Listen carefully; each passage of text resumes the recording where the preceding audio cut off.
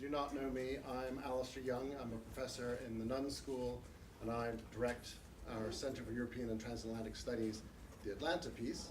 I am delighted today to be able to introduce General Philip Breedlove, who is a highly decorated retired Air Force general and a graduate of Georgia Tech. He had a very long and distinguished career in the military, which he ended as Supreme Allied Commander of Europe and the Commander of U.S. European Command, where he was served from 2013 to 2016, which makes him eminently qualified to talk on our subject today. I'm also delighted to be able to call him a colleague, as he's a distinguished professor in the Nunn School and a senior fellow at SETS. We're very lucky to have him with us today. He's leaving this evening to fly to France, where he'll be participating in our center's French operations events to mark the end of the First World War, the centenary of the end of the First World War. Yeah. General Breedlove. Thanks. Yes, please start. So thanks to all of you for being here. I know some of you are a captive audience, and I really designed today around that captive audience, but there are others that are visiting. Thanks for being here. As I almost always do, the most important part of what I'll do today is not lecture. I'm going to share some thoughts with you, and I'm hoping to provoke conversation. And then I'll try to save at least half of today's presentation time to go back and forth with questions. So start thinking of your questions now, because if there are no questions from you, I'll start picking people out in the audience and asking you questions at the end of our speaking time. This is an interesting set of ideas that I was given to speak about today. So I really have several themes. I'll call it 3 themes. And the first one is Russia. And many of you, because I see your faces and I've seen you in my classes and other speaking engagements before, have heard me talk about Russia.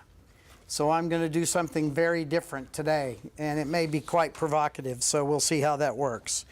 The second is I'll talk a little bit about Paul Mill pressures within the EU and NATO. And as you all know, I'm a military man. I have great experience with the EU, but my policy insight into the EU is a little less. And so I'll speak a little bit more about the policy insight into the challenges currently in NATO and how they intersect with the EU. And then finally, we'll talk a little bit about transatlantic issues, and I'll just hit very lightly 2 or 3 things that I think are probably going to be on your mind because they're in the press and things that are happening out there right now. So that's where we'll go today. To set the context, as I said, we're going to talk about Russia. So let's just very quickly recap what you may have heard me say in the past, but to set the context for where I am on Russia. First of all, Russia has engaged broadly around the world, certainly primarily with the nations of the West, in what I call a war below the lines.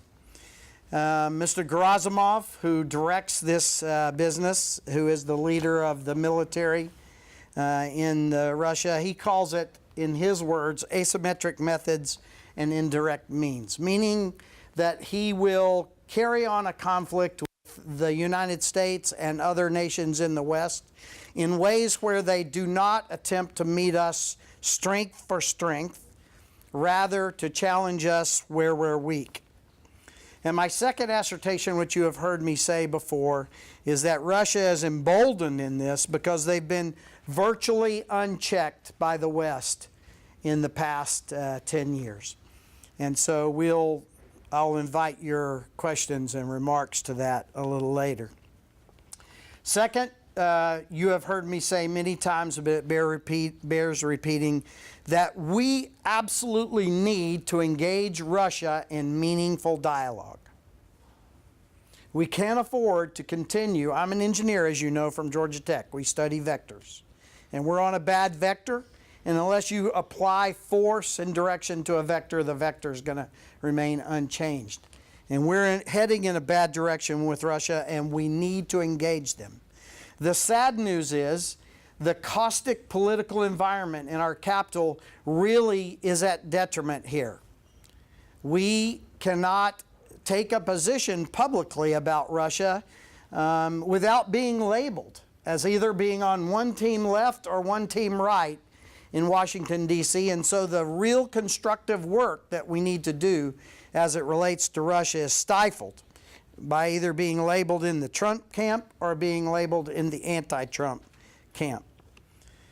So there is the context that you have heard me talk about before, and if you have questions or if you disagree with that, I would be happy to take your questions during that time. I'd like to take a different view today, one you haven't heard me take. And in fact, just to launch that different attack, all you have to do is Google me this morning and you'll find that the trolls in St. Petersburg are still not happy with how I speak about Russia. So today I thought we would start in a very different way. In my career, I've been a commander 8 times in Asia, in Europe, in the war zone, and in America. And as a commander, I've learned 2 things that are always true when bad news or challenges walk in your door. The first one is that it's never as good or as bad as you first hear. So something comes flying in your door and it's a huge issue. What you're going to hear fly at you in that first engagement, it's never as good or as bad as it's said. And second, there's always 2 sides to every story. There's always 2 sides to every story. So why did I waste my time with that? Because today, what I want to do is look at our current geopolitical challenge with Russia a little bit from the lens of Russia. And this might provoke some thought on your half. Again, I am not a Russian apologist. Again, if you Google me today, you'll find out they don't think I'm a Russian apologist. So this was a little hard for me to put together. But I think we need to consider it. First and foremost, if I had to use one word to label Russia's approach to the rest of the world right now, it is that they are aggrieved. They are an aggrieved nation. They feel that they've been dealt a bad deck of cards by the rest of the world. When the wall went down, when the Soviet Union collapsed, when the Russian Federation was trying to find its new path in the world, not as a part of a larger organization, Mr. Putin believes that Russia was not at the table when the new rules of the new world order post-Soviet Union, post-wall were written. In other words, he does not believe, nor does the leadership around him believe, that they were included in a meaningful way in determining how Russia was going to relate to the rest of the world or be treated by the rest of the world. And so aggrieved that they were not a part of writing the way that the world was going to act after the early 90s and the change in Russia. Second of all, Russia believes it's treated unfairly in a very geostrategic context. When Russia looks to its southeast, it sees China, a big nation. And when China deals with the people around it, it deals with them one-on-one. Big nation on small nation. Big nation on small nation. An individual state-on-state discussions and individual state-on-state competition. When Russia looks to its west and it wants to act like China does in its near abroad, Russia looks to the west and what does it see? It sees the EU and it sees NATO. It is unable to deal individually as a large, powerful nation with small, individual, less powerful nations the way that China does in its area of responsibility. And so Russia very much has problems with its ability to be able to wield its influence in its near abroad in the same way that China does. And so Russia is once again aggrieved. It wants to deal with Slovakia, not NATO or European Union. It wants to deal with Italy, not the European Union or NATO. Now, we all know, and we're smart enough to know, that there are still some state-on-state work done, there's state-on-state business done, but all of the big work is in the context of Russia having to deal with these two big institutions, vice state to state. Russia is aggrieved. Russia very much feels like that as the wall fell and the NATO-Russia Founding Act was written and developed, and the agreements of how we were all going to deal with each other in the post-Soviet Union spaces, Russia believes that NATO is breaking every one of the agreements. And the one that we hear the most about almost every day still is that NATO is expanding. NATO, in Russia's eyes, was not going to grow into its near abroad, into the former Soviet-packed nations. And clearly, many of the former Soviet nations are now in NATO or aspire to be in NATO. So it's very clear to Russia that the West has broken those promises. And Russia very much sees that its largest peer competitor, the United States to the West, is dangerously engaging in its near abroad. And I'm sure that we might have questions about Fort Trump and what is being talked about in Poland during our questions and answers. But what the Russian Federation sees is a United States that is fomenting the breaking of the agreements that Russia felt like it had as the wall came down. Beyond that badness, Russia sees it as getting worse. What I'd like to do now is share with you some observations from two Track 2 engagements by senior colleagues from past administrations and what they have observed in Russia. Does everybody understand what a Track 2 conversation is? So in layman's terms, these are very senior, not official diplomatic conversations, but conversations at a very senior former government leader to former government leader, former military to military. That's a real light way to explain it. But these are serious people with serious experience talking to people on both sides.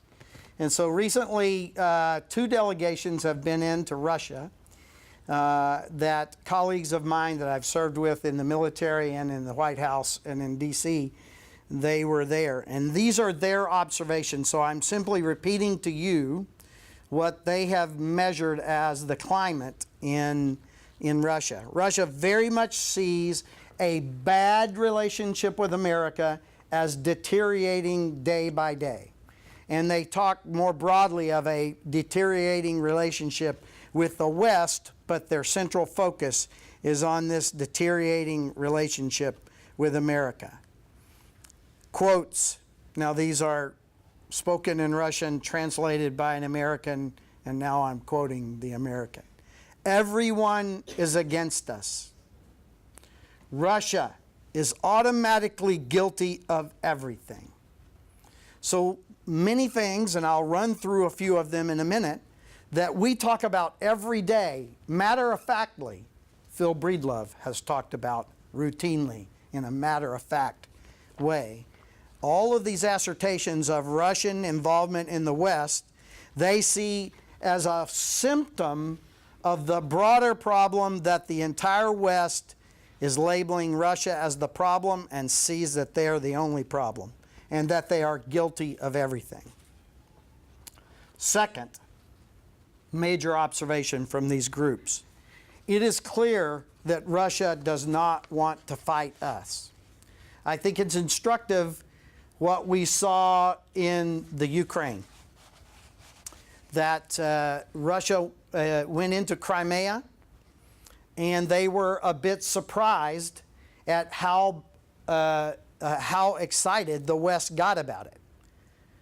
Russian thinkers on these groups believed that Russia thought this would be pretty a matter of fact, and that the West would see Ukraine as a former part of Russia, or actually the way they look at it, it's still a part of Russia, and that by annexing Crimea, this would not meet with much problem in the West. And matter of fact, it did meet with a lot of problem in the West. I do not believe we handled it well, but we certainly were incensed about it. And when the desired effect in Kyiv was not accomplished by invading Crimea, of course, then Russia and their surrogates went into the Donbass in Lugansk and Donetsk region and invaded the southeast part of Ukraine later in that spring. And again, Russia sees all of us, the West, as against them in placing the blame for these actions on them. But in that instance is the next observation, and that is that Russia does not want to fight us. We do not want to fight you, is the quote.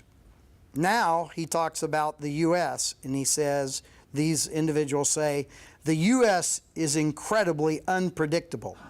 It makes our security community deeply uncomfortable. Again, now these are Russian words being translated by Americans. Russia does not want to fight the United States. They have watched what happened in Desert Storm 1.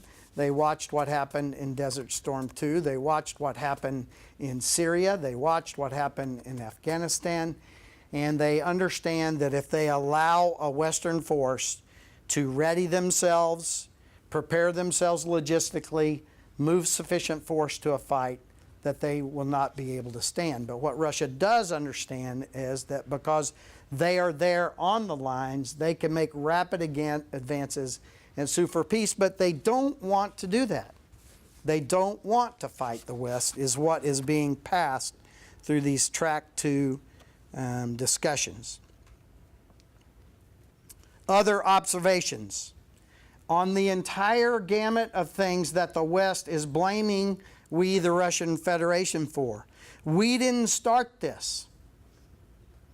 We didn't interfere in your election. Again, these are translated. We didn't start this diplomatic war. Russia and Ukraine are the same. We're weary of talking about Ukraine. We're tired of talking about it. A nation that is aggrieved by the West in their public explanation of where we are in today's environment. And we're trying to fix it, we, the Russian Federation. We're trying to fix it. We are leading the way, brokering the solutions to the world security solutions. The U.S. was and remains irresponsible in Iraq, in Libya, and in Syria. The legitimacy of the American democracy is declining. Just look at your election. It shows the fragility of the U.S. experiment. Now, I'm sure the word was not whatever that Russian word was, but it was translated as the U.S. experiment. Observe. The election shows the fragility of the U.S. experiment. And then their closing sort of statements are that the relationship grows darker and darker by the day. We are understanding each and other less and less all the time. So the picture that I've tried to paint for you is a Russia that sees the world very differently than we see the world. And frankly, some of these assertions, these statements that they've made, most of us would agree they're problematic. But again, this is the way they feel. This is the way they're expressing themselves at a very senior political level. And this is the reality then that policymakers in the United States have to work in as they deal with Russia. Okay, so I'm going to close that subject off, and hopefully that will stimulate some questions for later. Second, I want to talk a little bit about Paul Mill pressures within the EU and NATO. And notice I carefully put Paul Mill because remember you have a former military individual standing in front of you. So I've had some experience with our political environment, dealing with the National Security Council in the Bush administration and in the Obama administration. But my strengths are, as you would guess, in the military piece of the pressures within the EU and NATO. And so then I sort of chose my subjects based on my expertise. But we'll get to your questions, I'm sure. First of all, within NATO and to a certain degree within the EU, we still have a strong north-south divide in focus. Nations of the north, more proximate directly to Russia, very concerned about their security issues. Very concerned by the series of exercises called Zapad, Russian word meaning, anyone know? West. Zapad meaning west. And the large exercises in 13 and 17 aimed west in the Zapad exercises. Lots of concern, which I hope you have questions about because I'm not going to address it. But as I mentioned before, the manifestation of not just Fort Trump, but the manifestation of United States forces in the near abroad of Russia. So the North sees a security issue, and many in the North are seeking security solutions to their concerns. And I must tell you, not for public consumption. Do we have any press in here? It is being recorded. Well, so we'll be careful how we say this. But the bottom line is there is great concern about our forward positioning of forces in the North. I'll just leave it at that. We'll go back to it. In the South, continued concern about the flow of immigration, the fact that there could yet be another wave of Syrians in an exodus. What happens when the Syrians that are in Turkey move? Where will they move? And there are millions of them according to the Turks, and I believe them. It was about 2 million as I was leaving. What is going to happen when the Syrians in Lebanon and Jordan begin to move? And if you listen to some folks in Lebanon, they will tell you now there's more Syrians in Lebanon than there are Lebanese in Lebanon. Think about that. And of course, Jordan, the northern part of their country, has truly changed based on where the Syrians are. So in the South, there's still great concern about what can happen with these migratory patterns as well as the ones that we continue to see across the northern part of the Sahel, the southern, all the states on the southern shores of the Mediterranean, and how those flows continue to go across into southern Europe. There are very strong pressures that remain when it relates to investment in our militaries.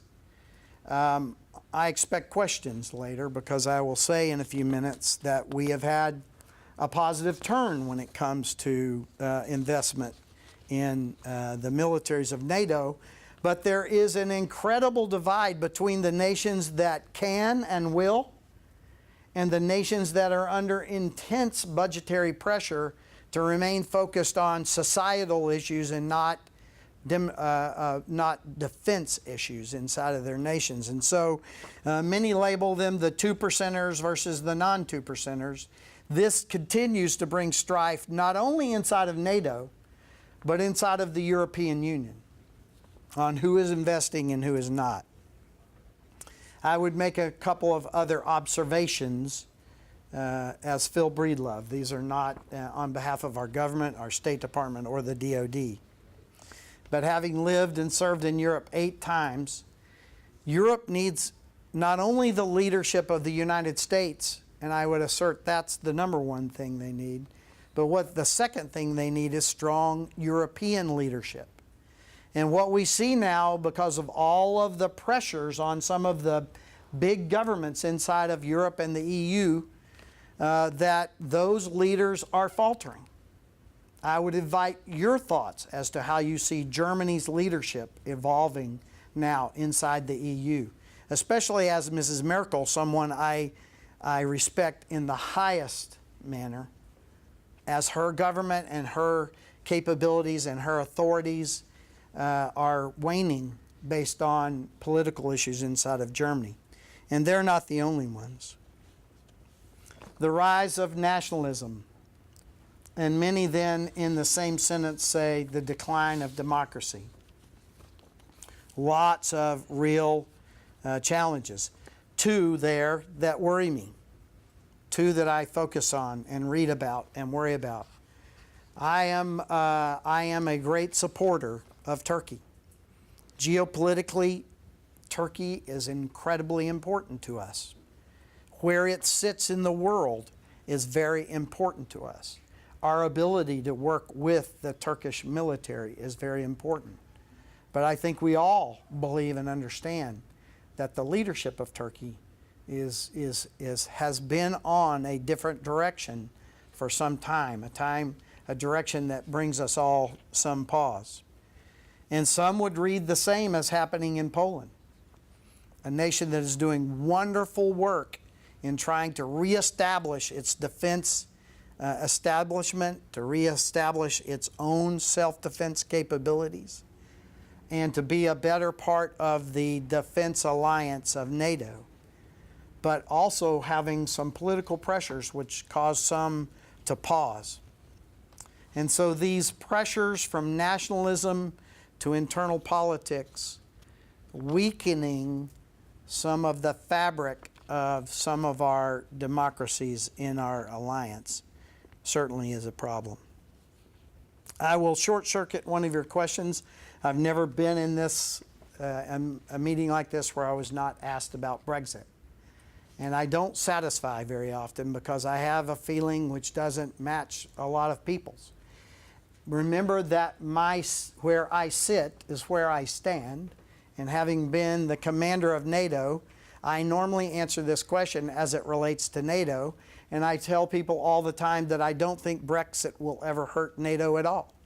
In fact, in the short term, Brexit has helped NATO because the UK has stepped up to additional taskings, stepped up to additional deployments to show all of Europe that we're not leaving you. We are still a strong part of NATO. We're just not interested in being in the EU anymore. And so often people ask me, well, what is the impact of that? And my answer, again, doesn't always satisfy. Frankly, NATO is the defense of Europe. And UK being a part of NATO and stepping up in their contribution to NATO means we're on solid ground.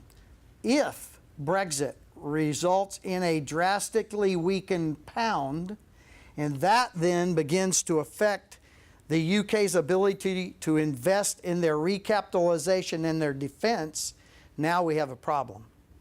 And there has been some pressure on the pound in the last month or so. So always I have said that in a pure defense way, I don't think Brexit really affects defense unless the pound begins to severely weaken. And so I think that's something that we need to worry about. What worries me the most about Brexit? It is a win for Mr. Putin. Remember I said when Mr. Putin looks to the West, he sees the EU and NATO.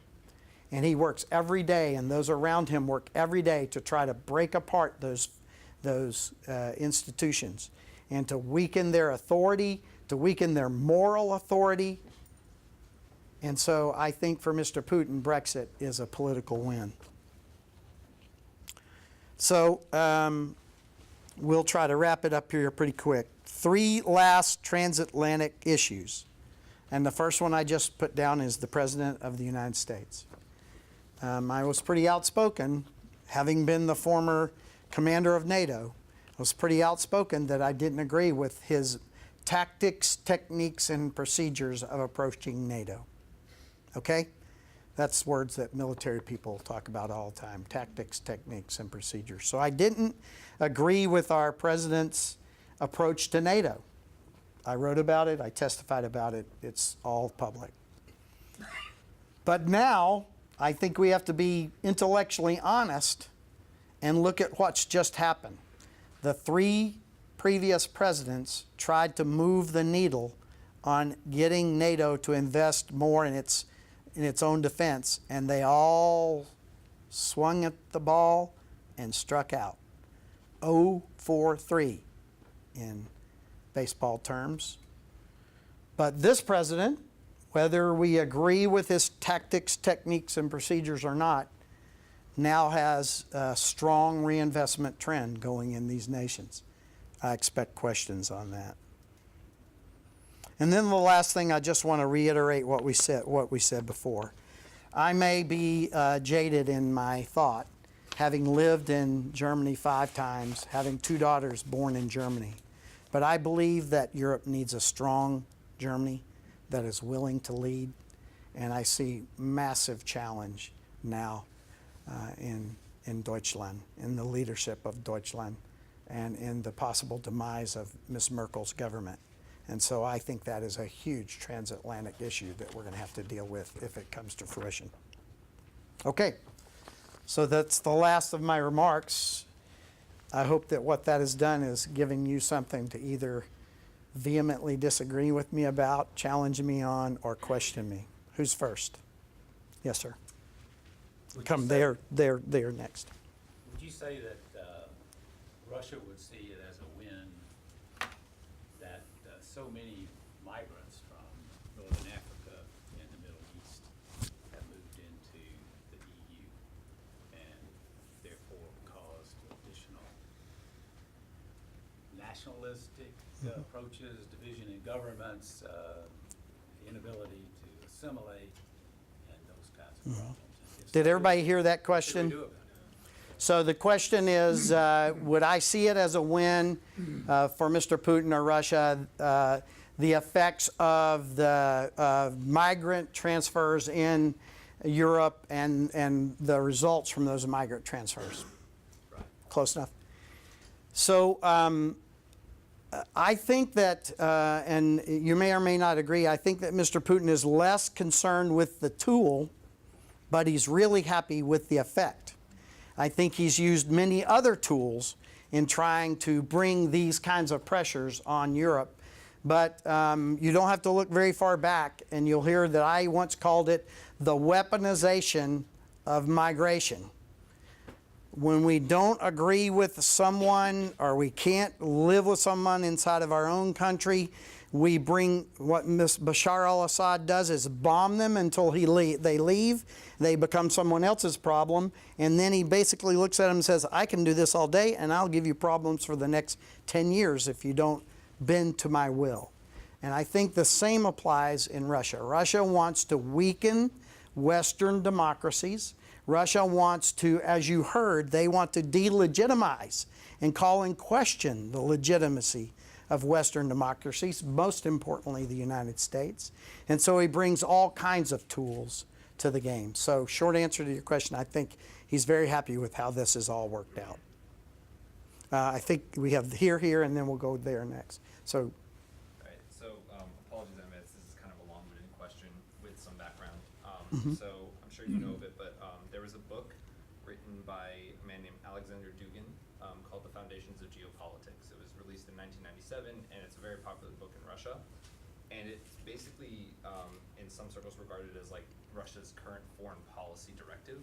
And to give some background, a lot of what it lays out is that the UK should be cut off from Europe, that Ukraine should be annexed by Russia, that Iran should be seen as a key ally by Russia, and that they should fuel instability and separatism in the US, particularly racial conflicts, extremism, and isolationist policies.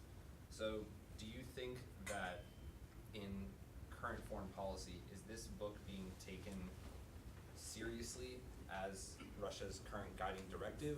And if not, do you think that it should be? So I haven't read it. So that tells you something right off the bat. I'd love for you to email me the name and the author again, because I would like to read it. I think that people, there may be those who do see this book and follow it, but I haven't heard it talked about in the circles that I run in the Atlantic Council and other places in Washington, D.C. But what I do hear is something that many of you who have been in my classes before have heard me say before. The Russians and now the Chinese are very prolific in writing about what they're going to do. You can Google right now on your phone Mr. Gerasimov's doctrine, and you can see a PowerPoint slide that lays out the way he's attacking the West in very straightforward terms, and you can watch it go right across nations differently, right up to murdering people in the streets of London, you know, et cetera, et cetera. Now, he doesn't have on his PowerPoint murder people in the Capitol. But what he does have is call into question the ability of the nation to defend itself, its political, not only its political defense, but its military defense and its criminal defense. So what we do see is that the Russians have written at length about what and how they want to take over nations. And now what we see is in China, it's actually not new. The book is, I think, at least a decade old. But in China now, we see the rise of this discussion of what they call unlimited warfare. Google China unlimited warfare. You're going to see a book written by two Chinese. And what 10 years ago, they were writing a book that looks an awful lot like the outline to Mr. Gerasimov's doctrine. And they talk about how they use this unlimited warfare to defeat a country like America that has, you know, established these dominations of these certain capabilities. And then how do we use, Mr. Gerasimov's words, indirect means and asymmetric methods? In other words, don't attack America where it's strong, attack it where it's weak. And I don't want to go in, many of you have heard me talk about your little echo boxes. You know, Russia's living in your echo box, and they're feeding you what they want you to hear in your echo box, to the point where on the University of Missouri we had Americans fighting Americans, completely orchestrated by Russians through echo boxes, social media, etc. And so I think that the Russians and the Chinese now write prolifically, and I think that's really where people are looking, because why not just listen to what they say? But I would love for you to get my card and email me the book and the name, because I'm going to be reading that book soon. Let's see, we had here and then we'll go there.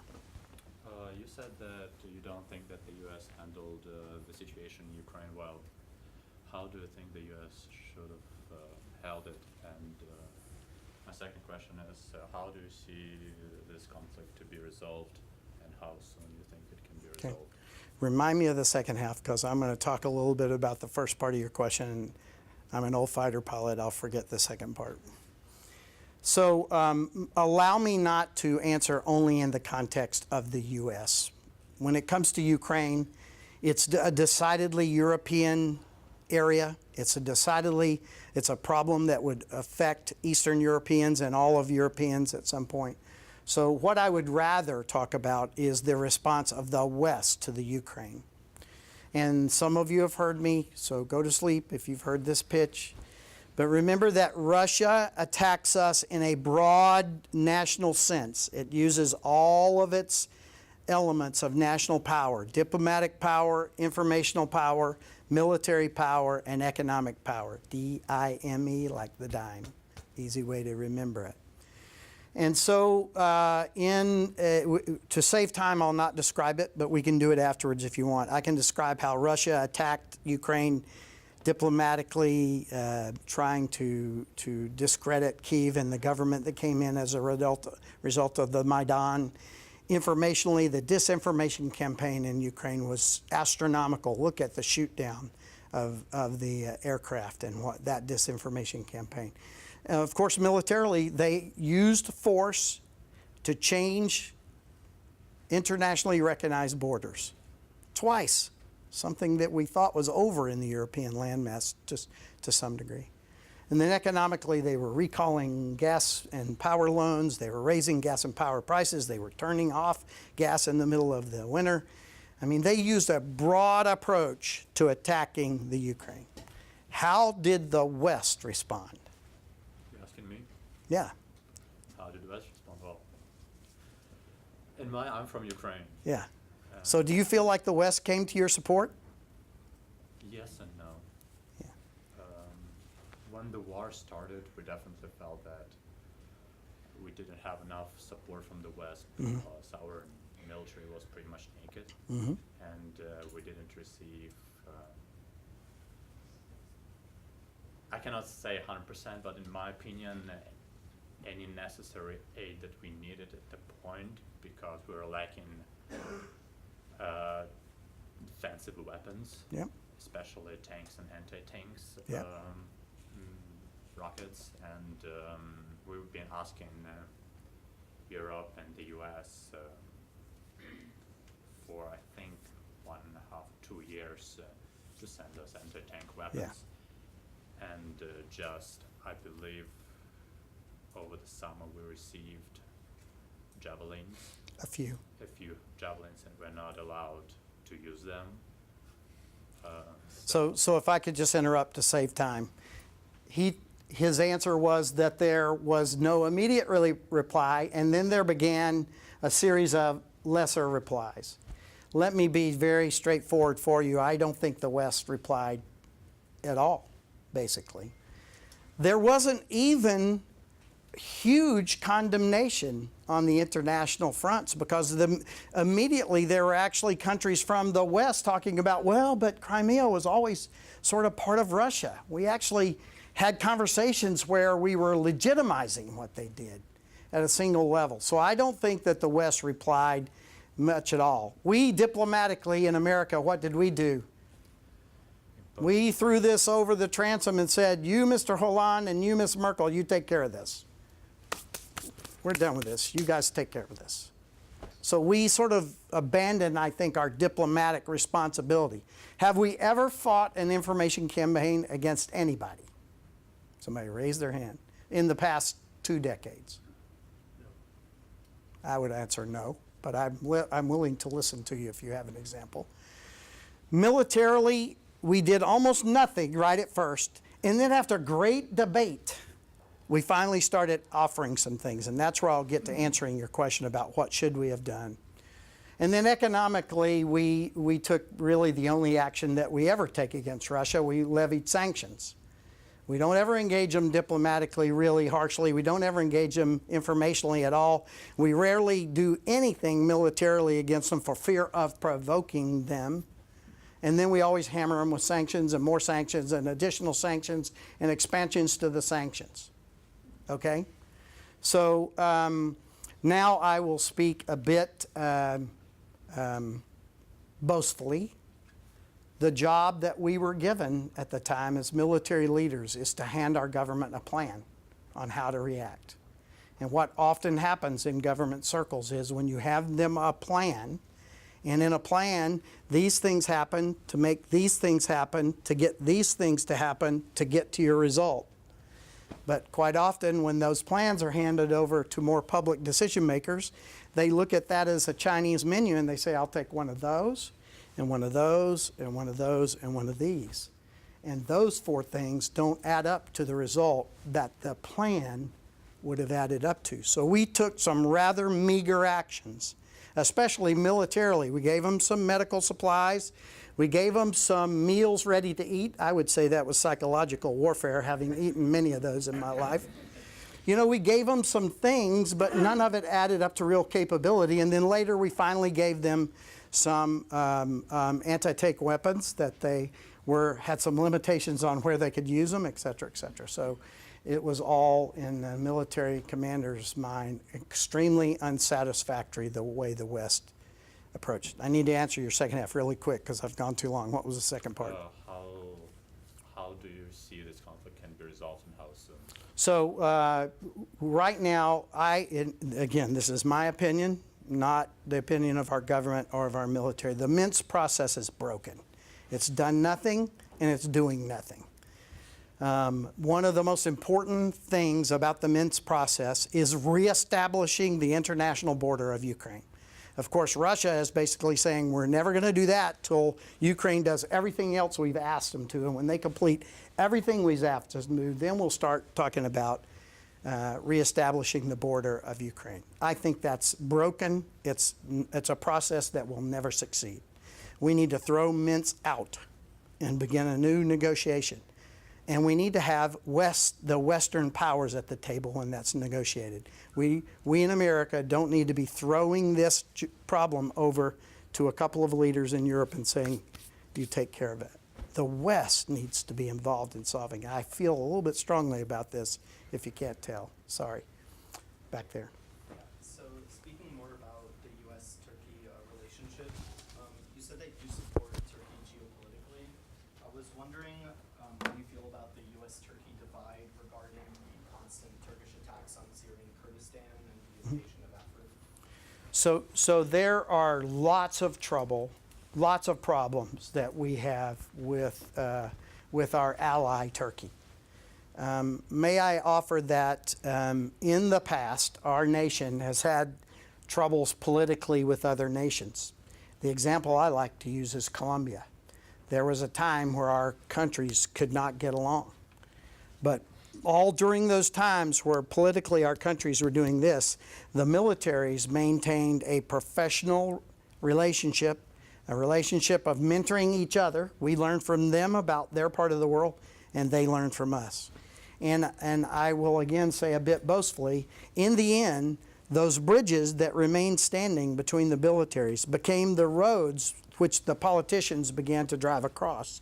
And now we have an ally, and a not perfect, but a very much similar thinking ally in Colombia, and I think it's a huge success.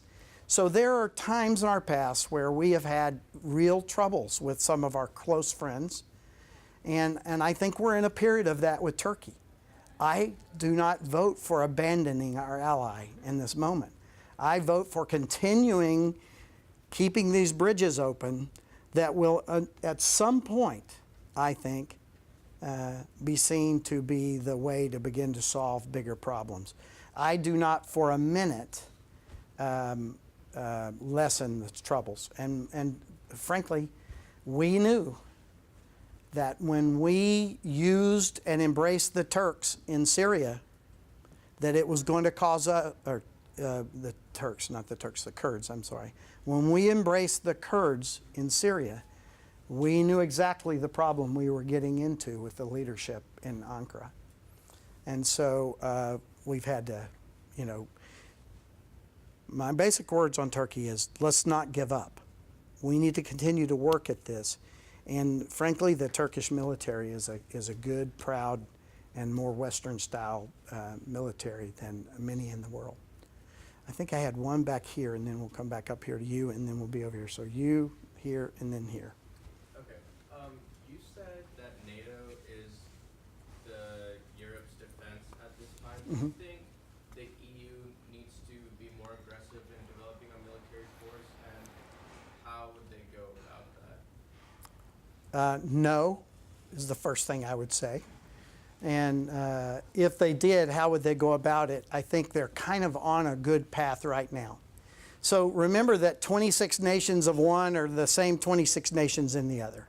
So these two militaries are a lot alike, and the bigger parts of the big nations are in that 26. So there's not a lot of difference in the actual force structure of the EU and NATO. There are other members of the EU which we really like, and they are partners, most of them, to NATO, and some of them have fought alongside of us everywhere we fought, from Afghanistan to wherever.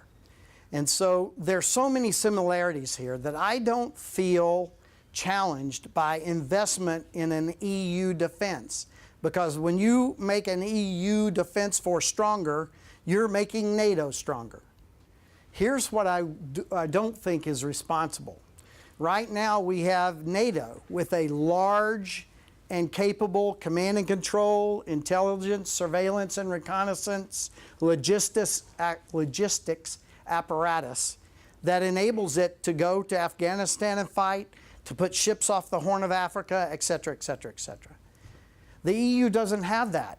It's mainly a group of nations that pledge forces to issues. And in fact, two of the most successful EU missions were actually commanded by NATO elements. In Bosnia-Herzegovina now, you have a EU force on the ground, but the commander is the deputy SACEUR and the staff at SHAPE. So what we do well now is to use the command and control apparatus of NATO to empower EU missions and EU forces. So here's where the wastefulness would come. If we started to try to replicate all of that capability in the EU that we already have in NATO, we would be wasting money that could better be spent on recapitalizing their forces and increasing their readiness. Does that make sense? I think here was next. Oh, and then we'll come to you. Go ahead. Okay, I want to come back quickly to two themes that you touched on, which were asymmetric weapons and cyber weapons. Mhm. Because I think that they are very similar to each other. And really the question is, where does espionage stop? And where do cyber attacks begin? Because there's Wow. a thin line here Yeah. between the two of them. And for example, the U.S. crossed that line in Iran with Stuxnet, and maybe Russia crossed that line in Ukraine with knocking the power out in Kiev. So let me just correct, I didn't talk about asymmetric methods. What Mr. Grosimoff says is asymmetric means indirect methods, but the point is the same. The question is about asymmetric methods and where does cyber and that type of activity, espionage and others, cross over the line. And I think this is really one of the key points. So a lot of people, I was actually in the room the day that NATO coined the term hybrid war. And I liked it then, I thought it was really flashy. And now I don't like it at all because it makes hybrid war sound new and exciting and magical and mystical. It's not. It's old tools used in new ways. So espionage, one of the oldest tools in the world, right? Cyber is a new tool, but the concept of trying to steal information electronically has been around forever. We were good at it. Our opponents in World War II were really good at it. I mean, we've been doing this kind of thing forever. So if you would allow me to modify your question, what is being talked about in the spaces is where does cyber specifically cross the Article 5 threshold? In other words, where does a cyber attack then enable or enjoin a kinetic response possibly, as opposed to a cyber response? And so there's much being written about in these cases. And now what you see is where does this, what I would call heavy-handed espionage, cross over the same line? Are we going to sign up to other nations committing murders in the streets of our capitals? Especially with really ugly tools like chemical weapons or radiological weapons. And so I think the real discussion is at what point do these old tools cross over the threshold of becoming a war, an action that enjoins a kinetic war. And that, frankly, sir, is, I love that you bring it up because Mr. Grosimoff calls it asymmetric means and indirect methods. I talk about it as war below the lines. Russia is fighting a war in all of our nations, to include this one, and he's trying to stay right below the line above which we would go back hard at him, possibly kinetically or whatever. So he's going to get away with everything he can right up to this line. And they're heavy-handed. In our last election, they're already heavy-handed in this election. It's out there. It's happening. And so the real question is, where does that trip that line? And here's what they count on. It's different in every nation. In fact, the ease that Crimea fell is because if you look at Mr. Grosimoff's model online, he'd accomplished almost everything in that model right up to the very last bit. And so it was basically a turning on of the lights, freeze the militaries on their bases, and we're done. A bloodless annexation, as they like to say. Now, it was not so clean in the Donbass, but etc. So I hope I've answered. Okay, so my first question is regarding German leadership in the EU. Do you think it's like after Merkel leaves or fades out, is assumed that like Macron will replace her and like kind of be the leader's leader. And then also, as long as like the Russian people continue to support Putin, how much progress do you think can be made, really? So I really can't answer the first question. I wouldn't want to hazard a guess of what leadership in the EU looks like if Miss Merkel's government, changes. I think the thing to discuss there is that we see some trends. We see a trend towards nationalism. We see a little more trend towards isolationism. I would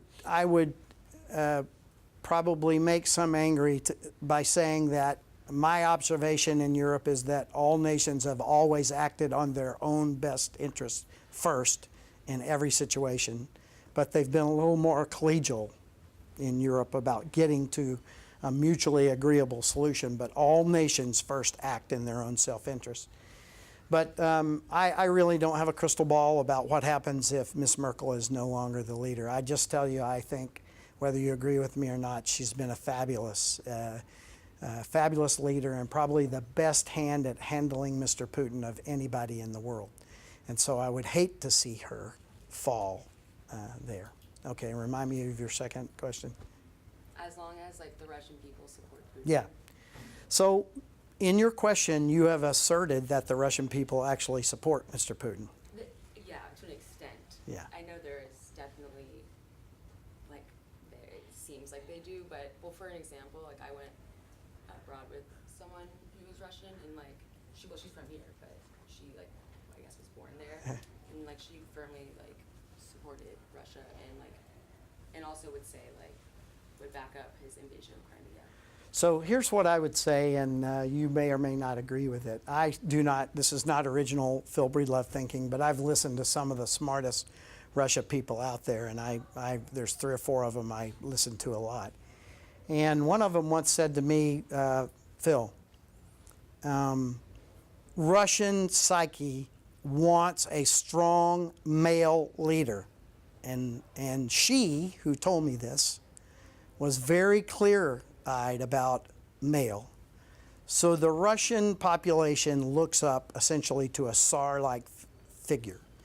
And so whether it's Mr. Putin they like or a strong leader that represents Russia to the world, I'm less sanguine that they really embrace Mr. Putin. Clearly the voting says they do. So, but yeah, I think that you're starting to see a few issues in Russia. We had a Russian student in one of my last classes who validated a fact that I did not know, but I had heard that recently, east of the Urals, Russia had closed 3,000 hospitals. So there are places in eastern Russia now where people are driving literally the length of Georgia, the state of Georgia, to get to medical. And they did that because it just was costing too much, and it's way harder for us to graft money out of this government if we're spending it on medical business out east. This was all postulated in the press, not a classified source. I only get open source now on a day-to-day basis. And a Russian student in the class validated what I had read. And so I think there's fraying at the edge in how people look up. Their economy is not doing so well, although right around Moscow it looks pretty rosy. And I just don't know if I totally swallow your assertion. But I do believe that Mr. Putin and the 6 or 7 kleptocrats that are right around him are firmly in charge of that country. I don't think that there's a challenge to them right now. Well, could I phrase it as like pro-Russia, like instead of being kind of like wanting to be integrated into the like EU, or not that they would be, but a global mindset. Like the Russian people do have a very pro-Russian Absolutely, mindset. absolutely. Very proud of their country. A lot of people talk about their willingness and ability to suffer for Russia. I'm not so sure I totally sign up to that, but I do understand what they're saying. I get a hard question. No, I just wanted to be clear a little bit. There's a lot of discussion, especially in the wake of the INF issues, about the need for a new paradigm for strategic stability, and you've talked about Yes. engagement. But I was wondering if you, and you kind of mentioned different elements of it, but I was just wondering, what do you think is the most likely escalation scenario in Europe? Is it the cyber, crossing that cyber red line, and it's a low-level type of thing that escalates, or is it something that's a bit bigger, involving the Baltic states, involving Ukraine? And then the second point is, you've talked about, and I commend you for your summary of the way that the Russians see the world. But given that, and given the need for strategic stability and engagement, is it possible to reassure Russia, given our very different views of reality? So you've heard me say before, I'm an optimist, vice a pessimist. So I do believe there are opportunities that we haven't taken that we should be taking. And I remain an optimist in a lot of ways. Now, I've also said that when it comes to Russia, I'm not an optimist. But the point is we have to work on this. So let's go back to the first one. To ask what is the most likely escalation scenario is really hard. Let me tell you the one that people talk about all the time, which I don't sign up to. I agree with what came out of these track twos. I don't think Russia wants to fight us. And sadly, they went across the border of Ukraine because Ukraine is not a NATO ally. It's in their near abroad. And they saw, I think rightfully so, that the rest of Europe probably wouldn't go to fight. Okay, so Russia went across that border. But I do believe that Russia understands what a NATO border is. I really don't see them, I don't see them bolt out of the blue crossing a NATO border. But I do believe there are scenarios, which I think is kind of what you're getting at, that could get us there. I think that one of the things that Mr. Putin fears the worst goes back to the question here, and that is if the Western world tries to disconnect him and those 6 or 7 kleptocrats right around him, if they try to disconnect them from their ability to extract wealth from that nation, meaning take away their leadership, if we begin to foment what they think is a U.S.-led Maidan in Russia, I think that's a recipe for disaster. If we begin to separate the kleptocrats from their source of money, we're going to have a real problem there. Secondarily, the whole attack in cyber business is a slippery slope that is really worrisome. And back to the question here, I do believe there's a point at which cyber attack becomes an act of war in the minds of the West. If the Russians were to disconnect the GPS satellite system from America, does that sound like a big problem? And why? Let me ask why your heads are shaking up and down. Why? You mean the military or the civilian GPS? Yes. Yes. Telephones, TV, driving. So he said cell phones, TV, driving. What else? Targeting. So the one that I worry about the most is if they disconnect the GPS from the grid in America, our banking system shuts off. No access to any money. How many days can you buy groceries? How many days can the Georgia Tech dining facility buy groceries? Every ATM dysfunctional. All the banks dysfunctional. All economic transfer of money across the international trading system is tied to a signal from GPS to precisely down to about 6 digits locate the time and space in which that money is moved. So if ATM ends, no money except for the green stuff in your pocket works. How do you think that's going to work in the West? How long before it's rioting in the streets when you can't buy gas to drive to school to take that test you're dreading? You can't buy groceries to put on the table to feed your family, et cetera, et cetera, et cetera. So there are thresholds in cyber, which I think, if crossed, could be the first step of this slippery slope. And frankly, the one that worries Senator Nunn and worries me is the way that nukes and fissile material and nuclear material are safeguarded and handled. That can end up being a slippery slope. So those are just three that I've used in the past. I really haven't given it the kind of thought that you're asking, but I will before the next time I stand in front of this crowd. Okay, let's see. You've had one. Anyone else before we go back to these guys? Okay, let's go there and then we'll come to you again. So one of the things that you said with the track two, like discussions and stuff, you said that one of the Russian people being talked to said that we don't want to fight and we hate like seeming like we're guilty all the time or like being seen as being guilty. But do you feel that that's kind of hypocritical with how much Russia does to seem guilty? Because they, I mean, more often than not, you know, we have the situation like with.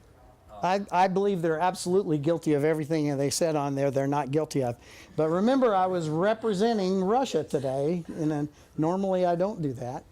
But again, this is their psyche and this is their persona out there. Remember, they swore and swore and swore and swore that those little green men in Ukraine were not Russians, right up until Mr. Putin admitted nationally that, yeah, those are our guys, but they're there on vacation.